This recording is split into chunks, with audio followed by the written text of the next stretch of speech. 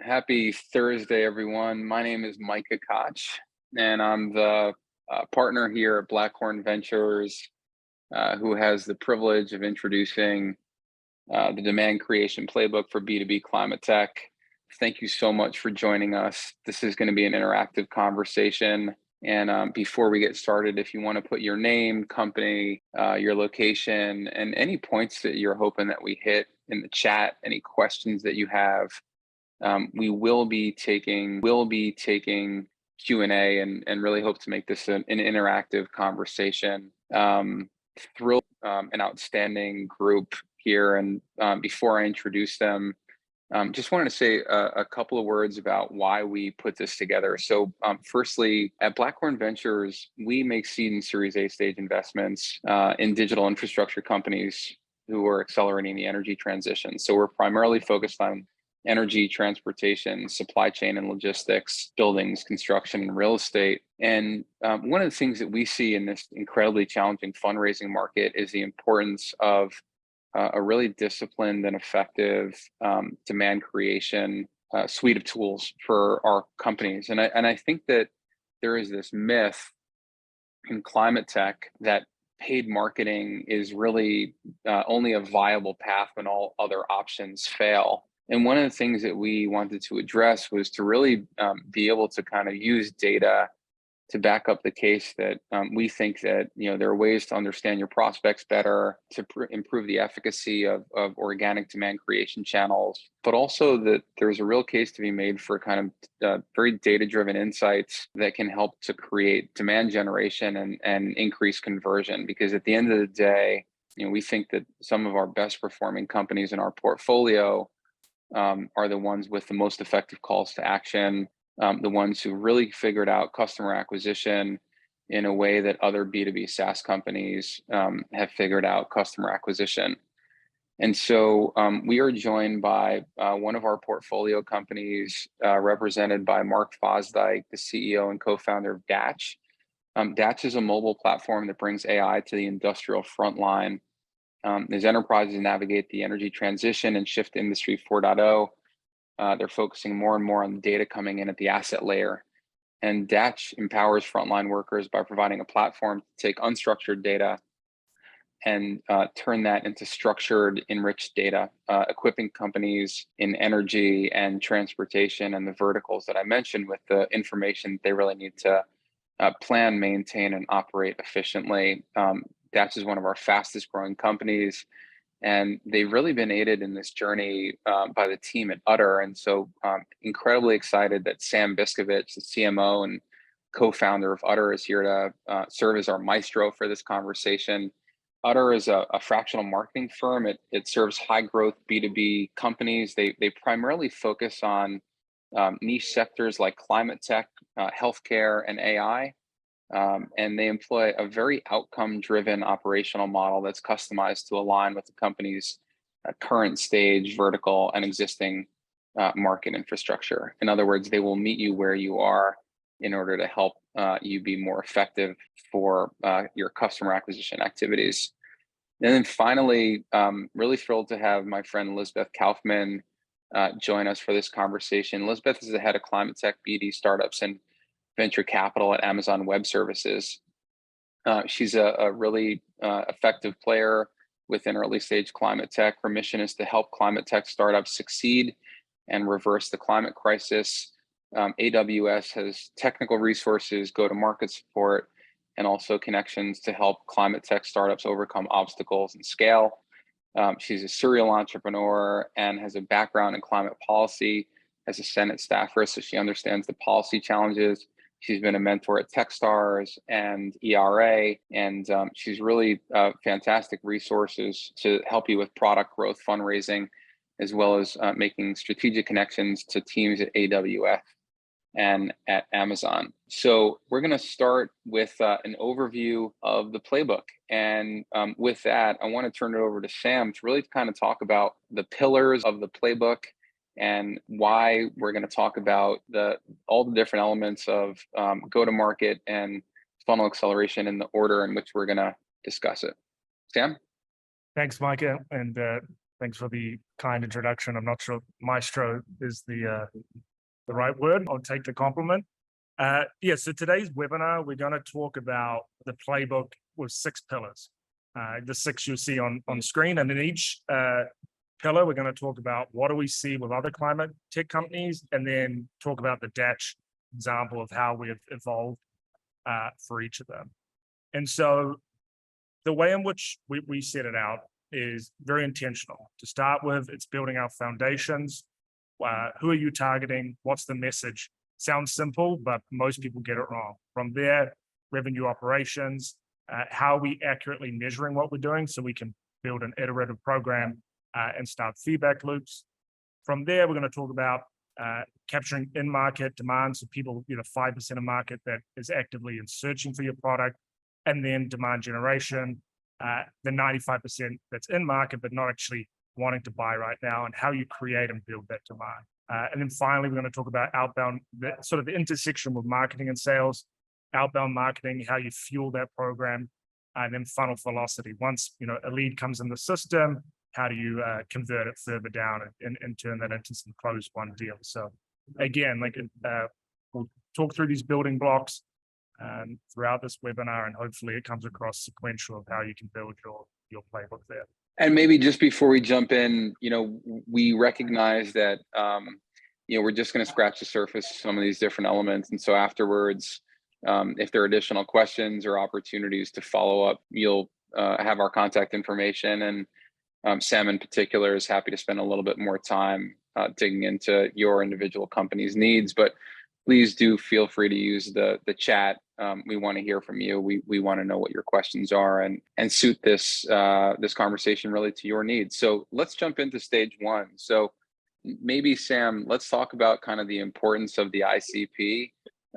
We talk a lot about customer archetype as being foundational to getting to product market fit. A lot of founders will kind of step in with with the notion of understanding the who, but perhaps not the how. And so, maybe you can kind of just start us off by thinking about what are the key questions that founders need to ask in terms of figuring out who they're selling to and what they care about, and how does that positioning and orientation really determine the success of all the different elements that follow.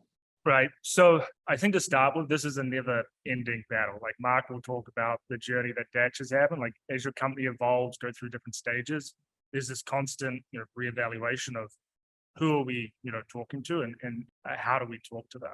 I think maybe to take a slight step back, Mike, it's just the importance of this phase. Like we get given a lot of paid programs to audit, and on text, on paper they look great. Someone set them up well, creator's brilliant, and the founder or the head of marketing is like, why doesn't this work? And it's usually a more fundamental level. The right message is not being said to the right person.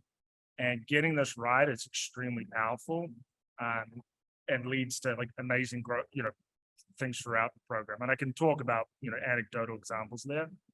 But to answer your point, Micah, I think, it's starting off with a hypothesis of who this person is. It's starting to go through customer interviews to really be specific on who they are. And then it's testing, getting feedback loops, going to market, actually speaking to the person and iterating on it.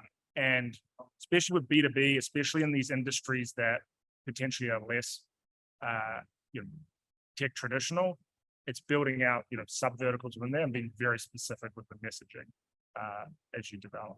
Yeah, so maybe with that, Mark, you want to talk a little bit about kind of your journey here and how you've kind of come to do some of that traditional customer discovery work and maybe kind of what you thought in the beginning versus where you are now. This is a very interesting challenge, and it's one of those, as Sam mentioned, it's one of those things that never end. So it's a continuous cycle of leveling up on our customer understanding and our positioning. So when it's just 2 or 3 founders, you're effectively building for one. When you start, you have an idea, you think you know what you need to do, and then you go out and you test that by going out and talking to customers or talking to people in your network. I think what happens is a lot of people, they start building, they start to get this hint of product market fit, and then they stop there, and then they just keep building and positioning around that initial research. One of the things we found we needed to do was come back every, on a very regular basis, every time we scale up the company or push new product out or do any new positioning work. We need to continually talk to customers and people in our ICP to continue refining that ICP. So this has gotten very sophisticated of late. We're a Series A, hopefully on our way to Series B company. We've got 35 people in the company, and we are very religious about our research. So we're out talking to customers, not just in terms of product, but in terms of our ICP and our personas. I think we have some slides to talk about that in a minute, but really it's about, burrowing deep, getting really, really sophisticated across the personas, especially when it comes to enterprise. Your ICP is different than your personas, and within your ICP, you've got, many layers of personas. And, you can see here, we've got 2 that we've highlighted, which are our most important personas, but you just can't sell unless you've got, unless you understand the needs of all the personas across the enterprise. So short answer long, you need to do a lot of research to get that positioning right. And then you don't stop, you just keep going and you get better and better at it.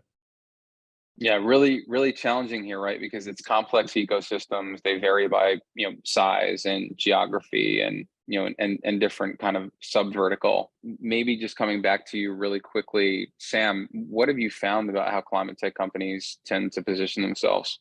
In general, if I compared it, I think climate tech companies kind of suck at it a little bit. My punchline there was that climate tech companies, I think, somewhat aren't great at it. So the team did research on a couple hundred climate tech companies, looking at like their positioning they have, and we'll reference this data throughout.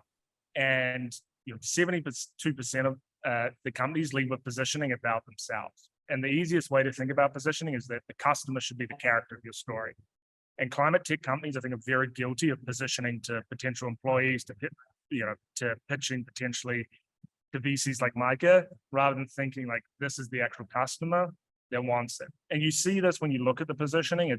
There's a lot of filler words like the future, sustainable, planet, innovation. They're not things that necessarily say what is the outcome of this product.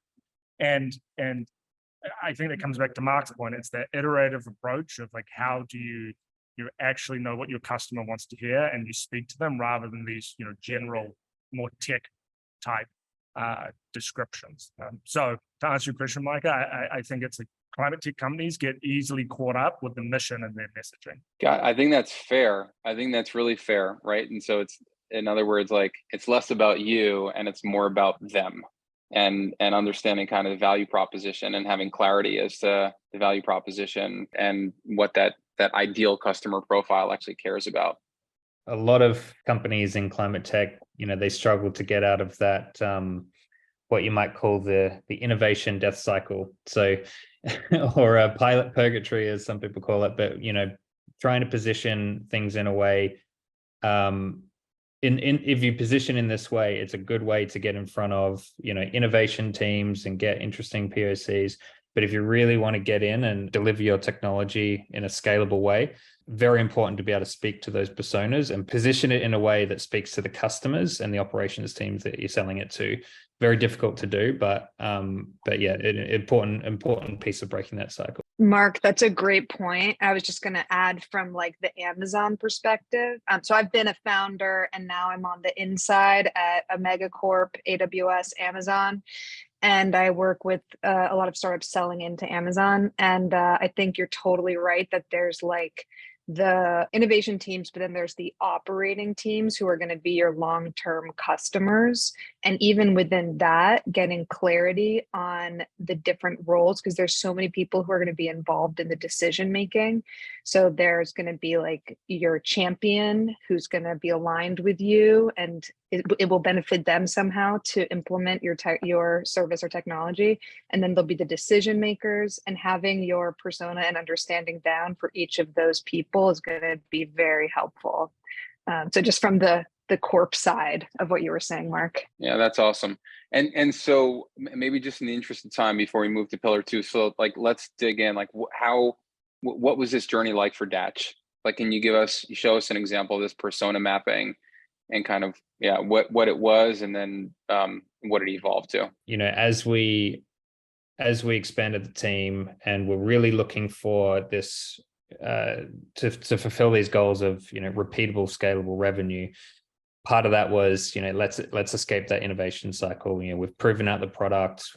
We get great responses from our customers. We're applicable in lots of different cases, but we needed to zoom back in, provide a repeatable solution on our platform, and then we needed to sell that to the right people. And so we went out and did a ton of conversations across industry, across different verticals, across different roles within those verticals to really understand the pain points and understand what they needed. So within this, we had two personas that tend to be our key decision makers. There's a lot of decision makers, as you saw before, and these are the two decision makers in the case of this solution that we're talking about. And so we'd go through and we'd try and understand the personas, the challenges, what category our solution fits into in their minds, what benefit we provide, and then understand things like how do we differentiate ourselves in their stack when they're making those decisions and putting aside budget. So that comes from a lot of kind of qualitative interviews, a lot of talking to customers, a lot of interaction with product team and our more R&D type teams, and eventually it comes out looking like this, but this is always it's a dynamic piece of work. And in a year's time, this is going to probably look even more complex and more different, or maybe even simpler. But the idea is that it's a living, breathing process that we just have to train that muscle, build it into a system so that we're always improving on it. Sam, you want to show us? Yeah, here we go. Like how this actually works. Yeah, and just I think this brings to life like the end product of this. So on the left was what the positioning was before. Mark and I work closely, like AI that simplifies frontline work. It's descriptive. It talks about Datch, and then the outcome on the right. It's like, what does someone actually get? Like it's action verb, like do X, get Y, and it's like such a simple way to change positioning, and it unlocks high conversion rates and everything that comes with it. And now the second part is we're working on like the brand redesign. So hopefully I'll be quick on this since it's not public, but and elevating the brand and good design and good positioning is such a huge unlock. In our portfolio, companies that like have good design and brand, we see it's like an 85% higher conversion rate. Like it hits your numbers, and if you can get an 85% lift in your conversion rate, everything downstream is unlocked from your funnel. And so it's something we always stress working with clients on. Yeah, and just to complete that point, every piece of content, every sales deck, everything we speak to, and when it comes to sales or marketing, is now run through the filter of that positioning. So who are we talking to? What are their challenges? How do we help solve? Everything that's contained within that positioning, really fundamental to everything that we do in terms of positioning and selling. Yeah, I love that. So again, something for the audience to take away here, like number one, that kind of value proposition ad libs, really useful exercise. Number two, like quantification of the value proposition and setting that foundation to build the brand. I think really critical for everything else that comes after that. And now we're going to get into something that I get particularly excited about, which is like building a metrics-driven culture and also connecting marketing to sales to really kind of drive conversion. So how do we start to bridge that gap? We're going to speak a little bit more about that. But Sam, like walk us through how you start to think about, the importance of metrics and reporting, and also fundamentally, again, like the purpose of marketing, which really is to kind of drive sales conversions. Right. Yeah. And I have we can share these after, but the different stages that companies go through. But in B2B, there's no perfect world of attribution and reporting. It's how do you get enough reporting that gives you signal to take the right actions? And as your business becomes more complex, how do you scale, with that? So first off, it's having the right systems. It's having key KPIs, having first touch attribution. So, like, hey, this marketing channel works for this. And over time, you're bringing in the capabilities to do influence, to do predictive models, and measure further down the funnel. I think the key here is like, don't over-engineer RevOps too early, and just build as your organization does. You know, maybe tied to that, Micah, you know, early on, the number one question I get is, what's the tech stack we should use? And we can talk about Mark and Datch's tech stack after, but again, keeping it really simple. On the left is what you want to start with. There's not a lot of hills I'll die on, but I'll die on the HubSpot hill. Like you should have HubSpot and it will scale with you.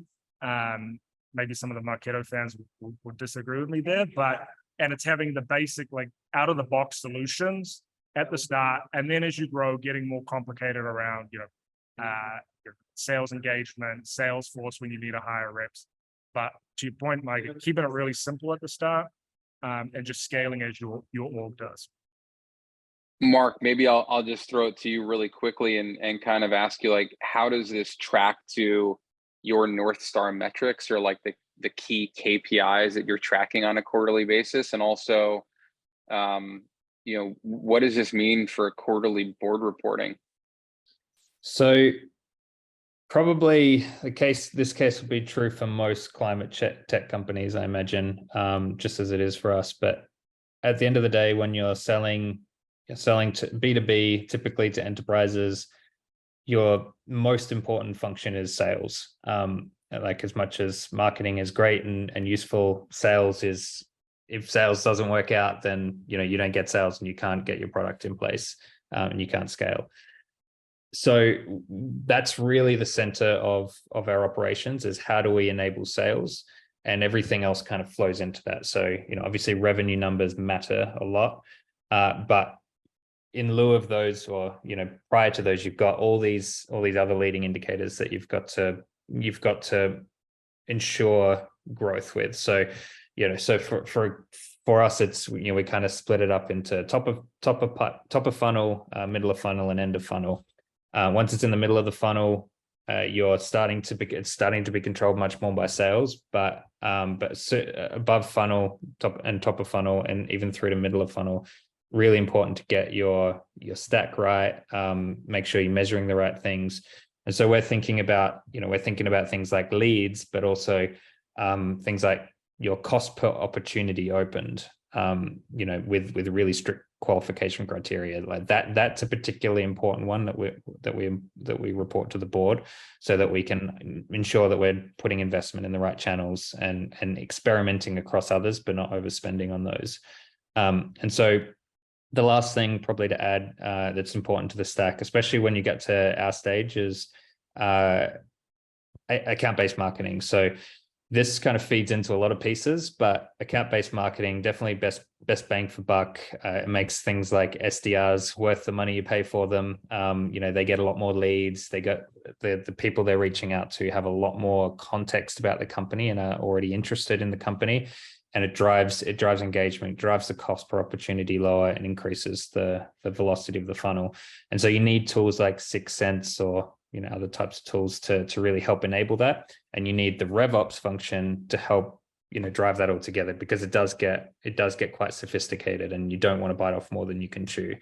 So yeah, a lot of it, you know, comes down to sales and revenue, but thinking about those leading indicators, keeping those simple, and then, you know, experimenting around the edges of those is the way that we kind of treat it. Yeah, it's awesome. So, and it's a great, I think, bridge into demand fulfillment and really fishing where the fish are. And I think there are these, you know, big open questions for a lot of B2B climate tech companies around, like, conversion and optimization of different channels and reducing CAC over time. But I think that there's also kind of this question that, you know, that I see a lot with climate tech founders who are thinking that, you know, if customers are not searching for blue ocean solutions, you know, what are they searching for? And can you use this, you know, you use some of those insights to basically fill your funnel? And so, you know, Sam, maybe kind of walk us through how founders should be thinking about paid as maybe part of the context of organic search and demand generation. Yeah, so I think as it pertains to search or paid search here, it's starting what we call like rapid iterative testing. So it's as, you know, doing as much research as you can, starting with the highest intent keywords, testing, expanding testing. And whenever it comes to paid advertising, it's like, how can you quickly launch a lot of tests, get signal, and move on? And I think like in this space, you can run tests for $500 max, and you should start to get signal around the quality of leads that are coming through. And I think a lot of founders early on will be like, okay, set it, maybe forget it, but it's a case of like, you want to be running as many tests in a short window, see where you get signal and winners, and and scaling from there.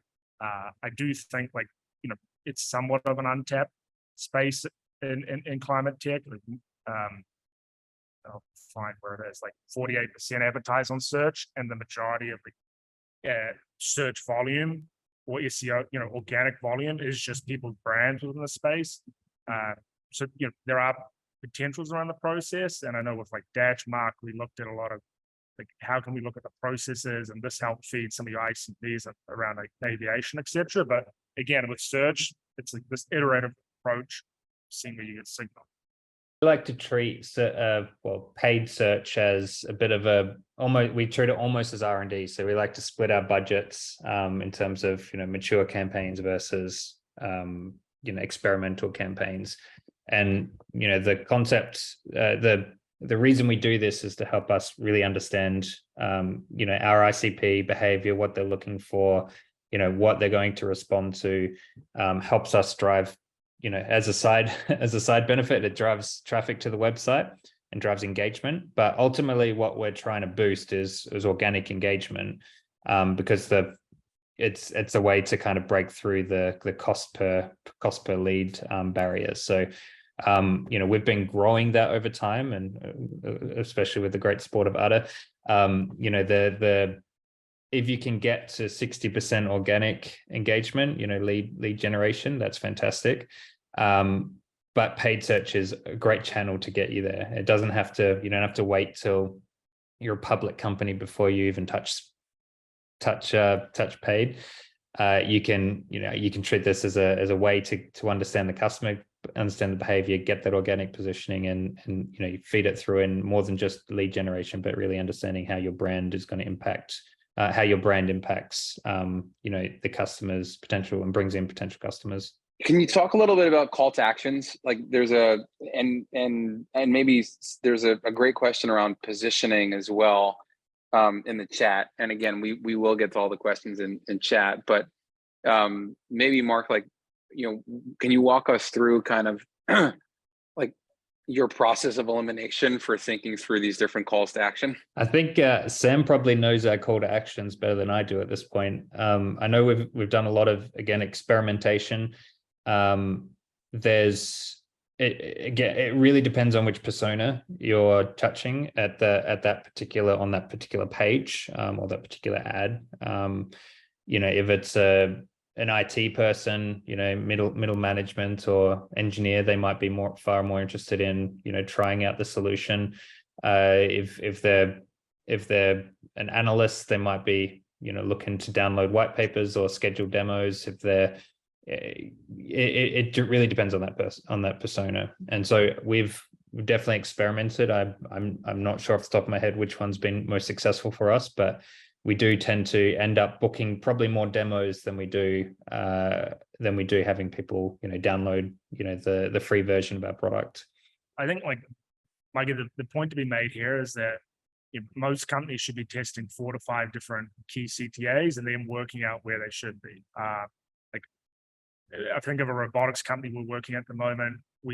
4 different CTAs in the first 3 weeks of engagement. The one that worked was 50% lower, 50% better than anything else. And that there again, just that lever unlocks everything with it. I've also seen us work on programs where we've made watch demo the key CTA, and again, just dramatic difference by making one tweak, by actually capturing the level of intent, that everything goes down with it. This data just shows like it's kind of boring within climate tech. Everyone sticks to the same old, basic stuff. But it's hard for, most traffic doesn't convert. And if all you ask is scheduled demo, there's a reason why.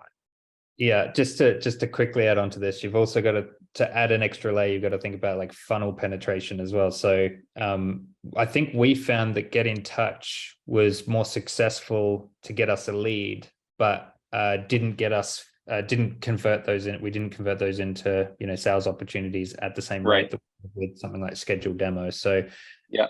again, it's like you got to experiment and you got to measure those numbers all the way down the funnel. Yeah, I love it. Again, it's like the critical importance of building a metrics-driven culture, and the importance of experimentation and iteration for customer acquisition.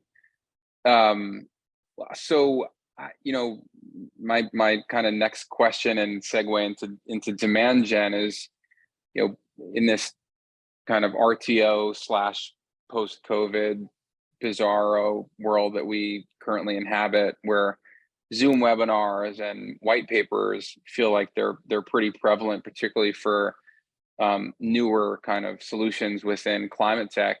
How should startups be spending their time? Like, what are the strategies that are most effective for pushing customers from top of funnel through middle all the way through to the bottom, and what's the role of LinkedIn, which feels like it's kind of the richest source for leads, and also to that last point that you just made, like the content that's getting leads versus the content that's getting conversion. Do you need them both? How do they operate? Sam, you want to kind of walk us through how you're thinking about some of those questions?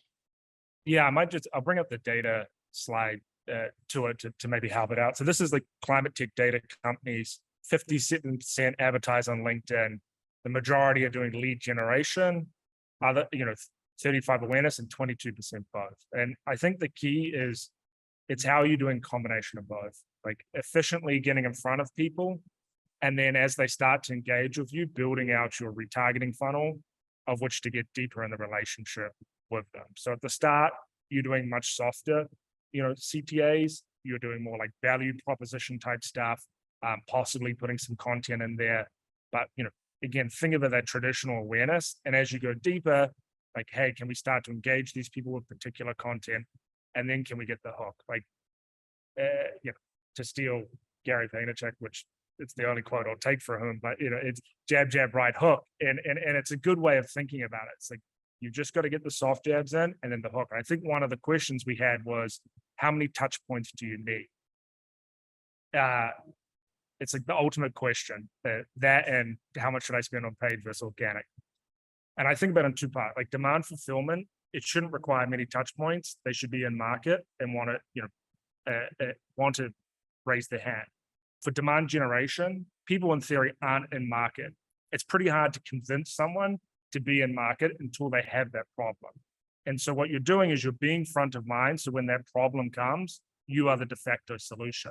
I think Google had a study. We work with the Google YouTube team.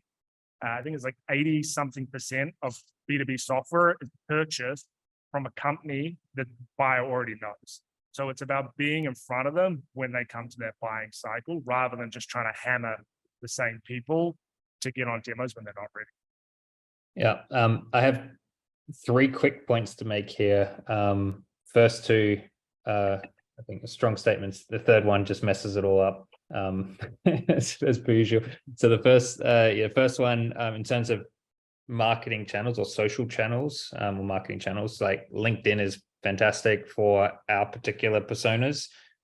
Probably the same with a lot of climate tech, when people spend a lot of time on LinkedIn. Plus, you get really good segmentation, so really good understanding of your persona, of the behavior of those personas. So you get to the data a lot faster, and you can tweak around that. Secondly, is demand generation is, again, should be experimental. Continue to open up channels. We've opened up. We've spun 10 of those plates all at once at one point. And what we find, like, we have a breakdown of most, all the opportunities that are opened by channel, but also the cost per opportunity. And for us, events tends to take the cake. About 60% of our leads come from 60% of our opportunities get opened via the events channel. However, the third point is that none of this is happening. None of these are happening in a vacuum, especially when you deploy ABM effectively, because you're creating all those touch points. You're warming up all these leads, they don't know who you are, and then suddenly they do, and they don't even know why. And then you meet them at an event, they come up to you and they say, yeah, I've heard about you guys, really interested in what you do. Can we set up a meeting? And that may not have happened unless we'd, done some outbound work, done some LinkedIn advertising, done some paid search. And so it's a platform in a way that enables higher conversion rates and lower cost per lead. But yeah, it is it's a really critical factor and makes it harder to measure, but everything helps float all boats, so to speak. That's awesome. And before we get into kind of how this has played out for Datch, Elizabeth, I'm curious to kind of hear from you and the companies that you are working with. How many are using LinkedIn? How many are at regular events? Like, what does that mix ultimately look like? And are they seeing that same kind of self-reinforcing loop in play? Yeah, I think everything Mark was saying, it definitely resonates with what I'm seeing. I am hearing and seeing that LinkedIn is a really effective platform. And then I think also, and then the event, like having people, being at events and getting to meet people in person always helps with credibility and building and enforcing that relationship. One other point, just to add to what Mark was saying, is that I also think that having these multiple touch points across different platforms just helps to build your credibility. Like if you're a company that's able to do this kind of sophisticated marketing, that's a good sign as well. So getting on top of mind. Yeah, super helpful. That's awesome. Sam, before we move on to the next pillar, you want to walk us through kind of how this has played out for Datch? Yeah, I think like a general point before, we were saying most people are lead generation, pushing white papers, down everyone's LinkedIn feed, so to speak. And then with Datch, just to speak to it, like the persona work, like Mark and the Datch team are like the marketing team are really, really top class. I think thinking about their persona specifically and how we go after them. So it's hyper targeting, it's mining specific, and it's aviation specific. It's honing that messaging to them. It takes more time, but it generates better results there. And then like just combining it, I don't know if this will play, but like with really strong creative game. Now I can't hear myself speak because it's playing audio, but you can see what we're talking about here, like bringing the product to life and speaking with value props. So I'll pause it now, so I'm not talking over myself. But it's that combination with Datch of like really specific audience testing, and then a bunch of different creative and finding that combination that works. Awesome. Cool. Well, let's keep it moving and maybe talk about let's talk about Outbound and how Outbound kind of works in collaboration with Inbound. I'm a really big fan, particularly at the early stage, of list building as a proxy for demand. But again, I think in this, in this new reality in which we find ourselves, where a lot of buyers have very, very short attention spans, they're overwhelmed with content. What's the role of good event strategy? How should follow-up be structured to really drive down cost per lead? And then how should founders or their marketing teams be thinking about delivery rates and sender reputation? You want me to start on the latter point, or you can Go for it. Go for it, Maestro. Yeah. Yes. So I think about it in two parts. Like one, like are people actually opening your email? And like take a step back. Outbound works for every company.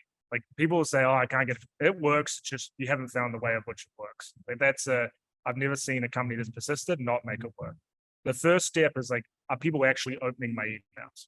And the two issues that companies have, well, the main issue that companies have is they destroy their sender reputation, which means they don't even get in the core inbox. So most of the time, your open rates being low aren't a proxy of really poor subject lines. They're a proxy that you're not in the main inbox. And so really looking after your email sender reputation impacts downstream. And then the second part, it's the same thing we've talked about here. It's how does your email message come across timely, come across relatable to the persona, and not like generic sequence blasting. That can work, but it doesn't scale. Those are my 2 points on Outbound, and Mark probably more in the weeds in the Datch case on this one. I'm certain I'm not alone on this, but Outbound has been Outbound in isolation has probably been the hardest function to set up. There's a lot of work that goes into that, and I think it's difficult because it's saturated. Like a lot of companies are doing a lot of outbound to the same people, and most people are either not opening or just shutting off, or if it's emails, if it's cold calling, if it's LinkedIn sequences. Very hard to do in isolation. We've seen some success, and it does add, like in isolation, it does create value, but not necessarily as much as through other techniques. But what we've found, once you take it out of isolation and layer it across, something like ABM, it really boosts the quality and the conversion rates, and helps with that awareness, but also helps with SDRs hitting their quotas. And very, very difficult to get. You have to get quite sophisticated, and you have to really zoom in word by word and conversation by conversation to really help troubleshoot that. And it takes a long time. And we've been lucky because we have a great, hardworking, dedicated, energetic team that, takes it and runs with it, and has gone through that improvement journey. But very important that you don't rely on that as a only channel. But it's a catalyst if you can get it to work, and it really enables everything else across marketing. That's the way I see it. Awesome. So our final pillar is funnel velocity, and I think that here, the point that I wanted to emphasize was there is this, I think, attraction to vanity metrics. But at the end of the day, what really matters to grow the business is really optimizing the right things that drive conversion, and figuring out that process of what the right things are. Again, it's an iterative experiment, hypothesis driven approach that ultimately is going to yield good data. But to have good data, you need that initial benchmarking, and ultimately need to really figure out the things that will help to reduce sales cycles in industries where, again, sales cycles can be really, really long. So Sam, I'll kind of leave it to you to talk to our last point about how marketing gets paired with sales. Yeah, I mean, everyone's experienced that instance where marketing and sales don't play well with the toys, and getting that right early on makes a big difference. Again, thinking it through these stages early on, it's what's the SLA between marketing and sales. For a lot of companies, with inbound contact should be reached out within 5 minutes. After that, the likelihood of connecting becomes dramatically less. And it's starting measuring your funnel confidently, like what's conversion rate by stage, and having basic definitions that everyone can agree on. Once you have that, it's developing, okay, how can marketing help with relevant product marketing material, ROI calculators, maybe as an example that we see working well in this climate tech companies, in the middle of the funnel, retargeting via advertising. And then on top of that, it's really, it's up to the sales folks. How do they create urgency? And how do they progressively measure what they're doing over time? But I think the toughest part of the moment with funnel velocity is how do you create a sense of urgency to move things, further down the funnel. Mark, what's worked well for? Talk to us about what's worked well for you to create that urgency. I'm going to go right back to that first pillar. It's really getting really good at understanding those personas. That's probably been the biggest driver. Like it flows through into everything you do. You mentioned, this idea of vanity metrics and making sure we don't focus on that. An interesting. This has happened with us in terms of not so much focusing on it, but we're in this process of extracting or warning the board at the moment, because we have this beautiful, I think 16 months, month on month, we have a 20% growth on month on month growth on our lead creation. So this is through all this great work we've been doing in marketing, through all the experimental work, all the channels. But as we're kind of zooming in and getting more understanding of who the exact right people are, we're able to kind of cut a lot of the the useless leads and just focus all our spending on those ones that will go through the funnel faster, and ultimately close faster. Like, we're getting really good at bringing in the right people really quickly and driving them through the funnel, but it means that we're likely, we think we're going to get less leads at the top of the funnel, but we're going to be able to move them through faster. So far that hasn't happened. We ended up growing again last month despite that change. But it is important to like focus right at the end and focus on that, that sales cycle velocity, the funnel velocity, and at the end of the day, the price that customers are paying and how fast they're going to pay you. Awesome. Okay, so we have some great questions in the chat, and we are going to get to those really quickly. Before we do, Elizabeth, you want to just talk to us very quickly about some of the resources that you are offering and the ways that you're engaging with the climate tech community? Yeah, absolutely. So this has been such a great workshop on like demand creation for B2B startups in climate tech. And I wanted to just share a little bit about some other resources that are available to climate tech startups through AWS. So we have obviously our cloud computing services that a lot of climate tech startups need, like IoT and high performance computing and AI/ML. But we also have some resources that can help you grow and help you go to market and execute on some of the techniques that we've discussed here. So we've got free credits, but we also have 5 accelerator programs that are focused on helping companies become enterprise ready. They're non-dilutive, and they help, they're for B2B climate tech startups to help you prepare and then sell into AWS customers. So those can be really helpful, and we can follow up with some details on that. We have an investment fund, and then we also have some like a marketplace for SaaS companies to sell into AWS customers, as well as a partner program. So just wanted to share that with you all. And if you're curious about it, reach out, and there's also other ways that we can be helpful. Fantastic. Tremendous set of tools for teams in the audience. And also quick plug for Utter. Utter's been a fantastic resource as well for teams in the Blackhorn portfolio. If you're interested in a deeper dive into your demand creation and digital marketing needs, you should reach out to Sam directly.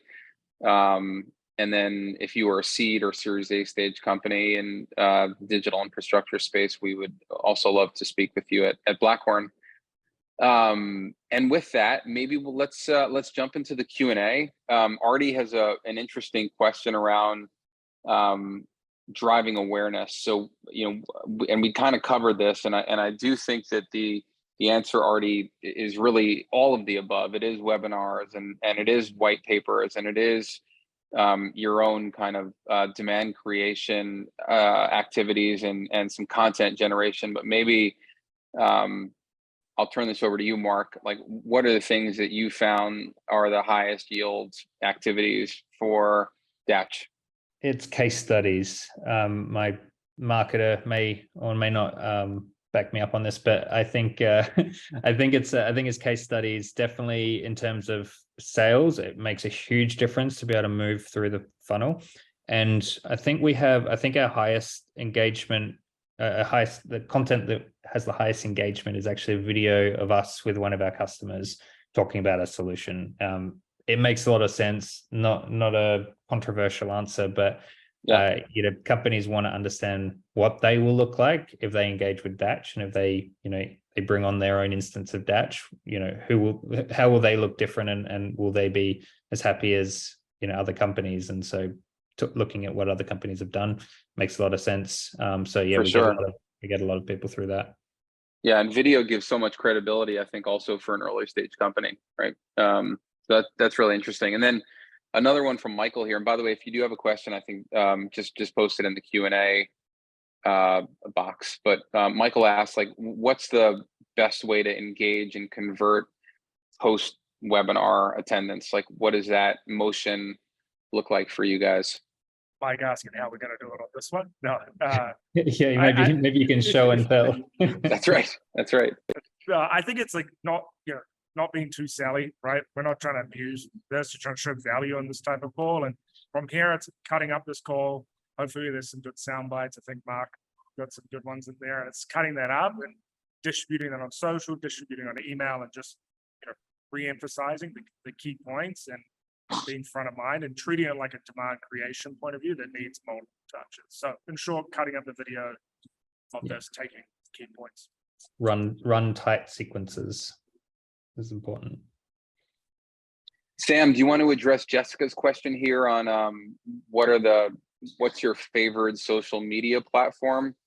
Assuming there's not a lot of climate tech buyers on TikTok or Reddit, but maybe that's the wrong answer, and curious to kind of hear how you think about that. Obviously, we spoke a lot about LinkedIn and why that might be the preferred platform.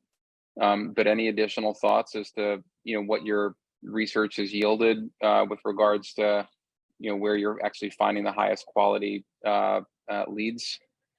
Yeah, I think it's LinkedIn first and foremost. Then Google, depending on the particular company, and again like Google search, and then I put Facebook under that. I think the other sort of sleeper for climate tech companies is paid media publications. Like trade publications can be a big unlock in terms of partnering with them on paid webinars, etc. But that would be my order of those. I don't think the TikTok targeting is cool, but I don't think it's quite there yet. Maybe in a year or so. Right. Yeah, and this is not marketing for B2C climate tech companies. Yeah. And maybe just the last one, unless there's any more from the audience.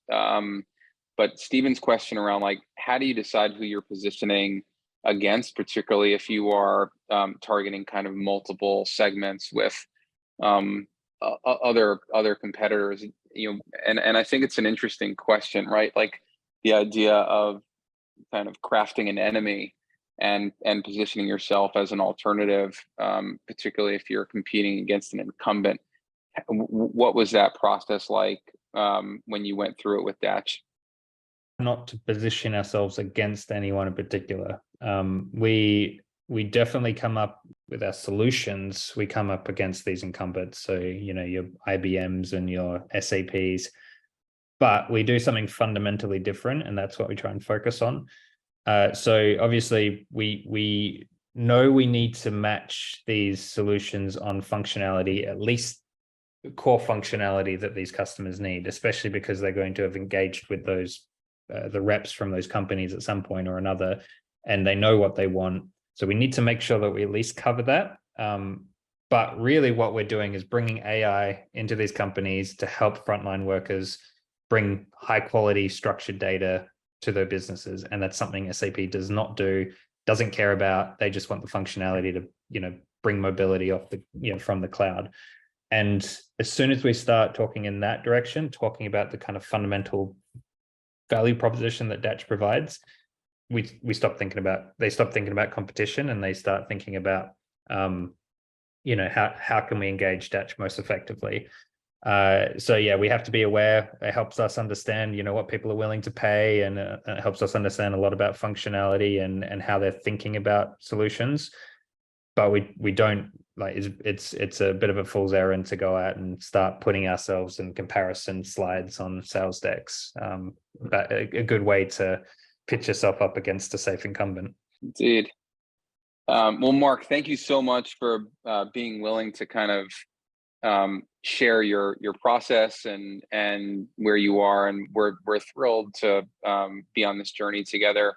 Sam, thank you so much for helping to build this and to walk folks through the utter process. And Elizabeth, thank you so much for your insights as well and your participation.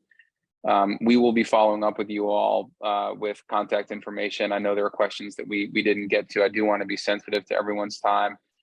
Thank you for your engaged participation. We wish you all the best of luck on your own individual journeys, and we look forward to staying in touch. Thanks, everyone. Thanks, everyone. Bye. Yeah. Thanks, everyone.